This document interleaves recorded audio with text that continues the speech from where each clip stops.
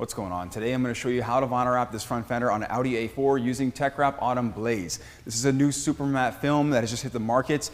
Color is gorgeous. You're going to see it in a second. I've already gone to the extent of preparing the panel. So what you need to do is you need to wipe the entire panel down using 70% isopropyl alcohol. Strips off all the grease, wax, contaminants.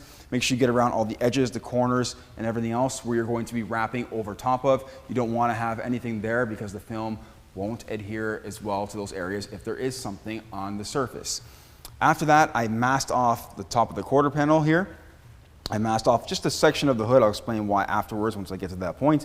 The headlight and the bumper, since I haven't removed the headlight or the bumper. If you choose to remove the headlight or the bumper, that's totally up to you. You can do that. It's going to make that area at the front part of the fender more accessible and easier to wrap. You do not need to wrap the mask the door itself or the lower rocker panel or all the way down the hood, simply because the gaps in those areas are quite large and we're just going to be cutting on the opposite side and then folding the film around. This film, I've already cut to the size that I need. I recommend running it directionally. It's important to run all your film as directionally as possible. This prevents any altercations if you happen to flip a panel and it shows a different finish in a way. It can happen. I'm not saying that it's going to happen guaranteed, but it can happen. So run all your film directionally as much as you can. This panel is run lengthwise about 55 inches, a little bit less, and then top to bottom it's about 34 inches, giving myself some extra vinyl on all ends to be able to hold on to and grab. I call this bleed, or yeah, it's called bleed. It's extra vinyl that you can actually grab onto. If you cut the piece the exact same size, it's going to be very hard to wrap the fender or any panel for that matter because you won't have anywhere to hold onto. And typically your fingers will add too much pressure in areas and it will cause distortion of the color. That would happen with any film. I have magnets also, as you can see. The magnets are used to help hold the film in place. Now that I have the actual panel set up here, I'm going to trim away excess film. What I need to do is I need to make sure that we have full coverage here, and then I need to find where the bumper meets the fender, which is somewhere around here. This is not the true color of the actual film right now. Once I remove the protective cap, that will be the true color. We're going to take this extra piece right here, we'll put it inside the car, and we can use that for door handles, mirrors, and so on later on. I'm right-handed, so I prefer to remove from this side. I'm going to begin by removing the actual protective cap. It comes off very easily. You just peel it back with your finger or your thumb. I use my thumb in most cases. And this is going to reveal the true color of this finish. Now this is an ultra matte finish as I had mentioned, or sorry, super matte finish as I mentioned. This protective cap, not stretchy, not pliable. You cannot install it with it on, so just remove it and discard it. It's more meant for shipping purposes, which I can definitely appreciate because it prevents the film from scuffing or scratching during those shipping times. You never know what happens when products are being shipped and how it's being treated. So that's a preventative measure. Top to bottom, left to right, I'm good as far as coverage goes. I always leave 2 magnets on the panel. As you can see, I have my magnets resting on the opposite side, so my magnets are not on the actual fender itself. They're on the hood or they're on the door, the areas that I'm not wrapping. Why? Because magnets can leave impressions in the film. You can do this one of 2 ways. You can remove some of the release liner or you can remove all of the release liner. I prefer to do it this way. I find it's much easier for me. The film is a high bond film, so you're going to notice that it's going to be sticky, which is good. Sticky is not a bad thing. You want your film to have adhesive, and you want it to have a strong enough adhesive. It's not that it's overly strong, it's strong enough. Right here, I'm going to take this area right now, and I'm going to pull it downwards towards the bottom. And what I'll do is I'll squeegee it out right now. We're going to get all of this air out of here. The faster you respond to squeegeeing the air out, the easier it is. I recommend installing this film in a room temperature of around 20 degrees Celsius, 21 degrees Celsius, no hotter than that. It'll be easier. As it gets hotter, it becomes a little bit more tacky, and that's again with most films in general. So it will be easier for you installing the film at a cooler temperature or on the lower side of room temperature. Again, it's around 70 degrees Fahrenheit. I have this set up. I put a magnet here because we need to pull the film tightly across to the front of the vehicle. Do I necessarily need heat to do that? Probably not. I'll remove the rest of the release liner. So let's pull that back slightly, just like that. Let's remove the rest of the release liner. And then we want to contour the film around the actual panel. Why? Because the panel itself contours. And I probably don't need any heat to do this. We're going to follow the body lines of the actual panel as we pull the film. And I always keep the film spread out or spread apart. This makes things a lot easier when it comes to getting less wrinkles in these areas. Now what I do is I'm going to take the body line, which is right here, and we can iron that out entirely, right there. We can now divide the two areas. We can divide the top, and I usually recommend doing the top section first. This prevents dirt and debris from falling in, just in case you still have some kicking around. It can happen. It's not like it's impossible, but you should make sure you do a really good cleaning and preparation job beforehand. So let's do the top section first, and then we can do the bottom. Most Fenders will have a body line like that. I'm going to pull the film tightly towards the nose, or towards, I call it the nose, the front of the Fender right there. And we're good as far as that goes now. What I'll do is I need to make sure that, first of all, I have an air escape or an air release area, that there's a channel somewhere in this area here, because I need to push the air out from here all the way back towards the front. And so I've opened up the front end here, and that allows that air to squeegee out really, really nicely. Super, super easy. Okay, I missed a couple of spots here, but the film has an air release technology, so you can just push down on any bubbles that you miss. I do recommend trying to not miss any air in there. It will make things a little bit harder and more difficult. Squeegee down to here. And as of right now, our Fender is basically wrapped. I prefer to use a bit of a softer squeegee, which is this one here. It's all personal preference when it comes to this stuff, whatever you like to use. Beautiful. Let's do it. Let's do some cutting now. Now I've put the masking tape here so that I can actually cut on the masking tape just like that and not hurt anything. Same thing here. And just very lightly. If you would like to put more than one layer of masking tape down because you're concerned, put more than one layer of masking tape down. It doesn't take a lot of pressure to score the film, so just keep that in mind. What we'll do up here is we're going to define the top edge of the Fender and where the film is overlapping to the hood.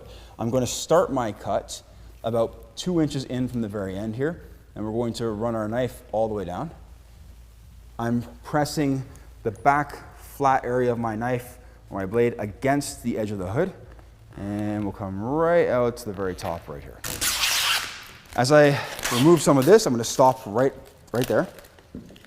I'm going to cut outwards. I put the masking tape there just for safe measure because I knew that I was going to be cutting out that way. On the top side over here, we're also going to cut on our masking tape. I always start my cuts from the inside and then cut out from there. And then also, right here, we're going to define the door and the Fender really nicely, as the best that you can, and we're going to cut on the door side. Now on the door, we're running our knife in the gap on the side of the door.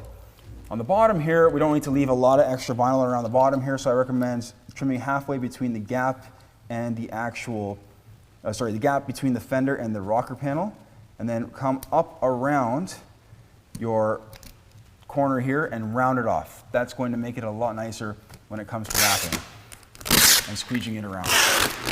The paint condition here, there was actually a super serious scratch right here. It's gone. This is my vehicle, but the car has been resprayed, not by me, by the previous owner, doesn't matter.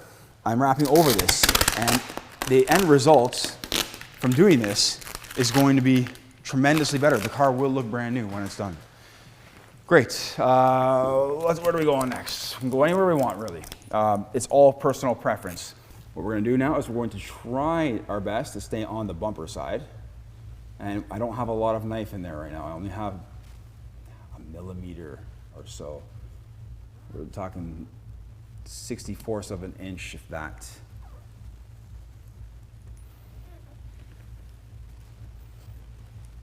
Come down at the corner right here. And again, we have tape there, so we're not concerned about causing any damage. Great. I'll take that, I'll just stick that to the light. What we'll do next is might as well just do this front area here. Now, I have the tape there because this area is going to be easier to tuck down and around if I have tape there. It's not sticking to the hood and it's not sticking to the light. So I'm able to push the film down around the corner as it is while it's cold. Why do I want to do this? Because, again, we're going to pre-shrink the film around the corner, just like this. And we don't have to do anything else. And then we don't have to do anything else. We just have to press down with our finger, and that corner is basically wrapped. We're going to use our squeegee, and we're going to get in there really nicely. And this is one of the great things about polymeric films is the pre-shrinking ability that they have. We use characteristics of these films to aid us, and knowing how to install them will make your life tremendously easier. Coming around the corner, I don't leave a lot of extra vinyl on that corner, very minimal. I have enough there just to cover the paint. That's it, nothing around the backside. So let's go in there, let's heat it again. It's beautiful. It's the most beautiful corner. Doesn't really get much better than that.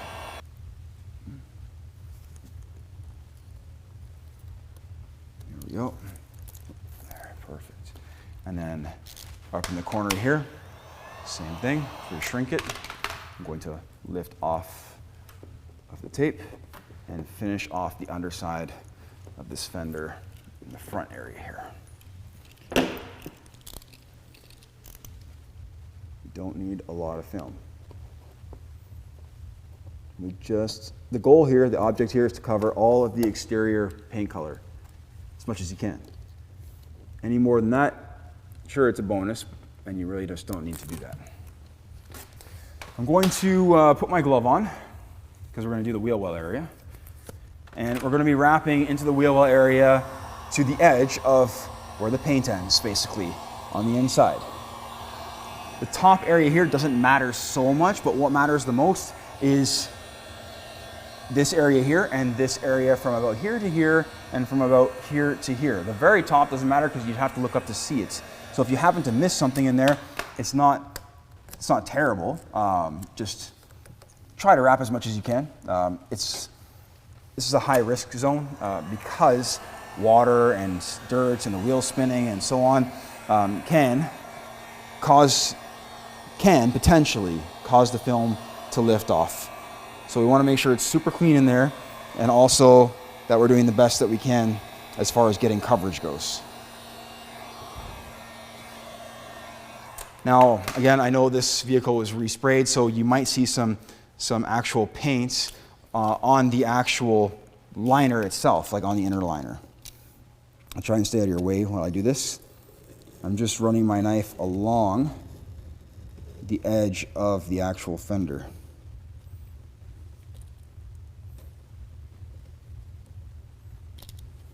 Cool, that looks good. Let's get all in here.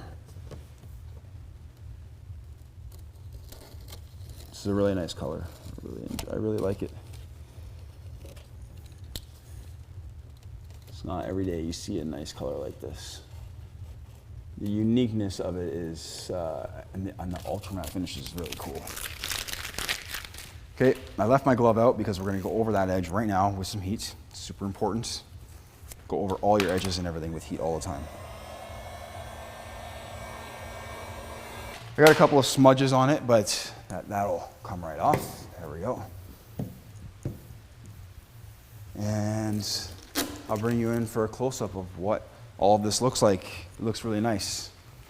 I have to say that I'm a fan of the color. I really like it. Look at that corner. It's a beauty.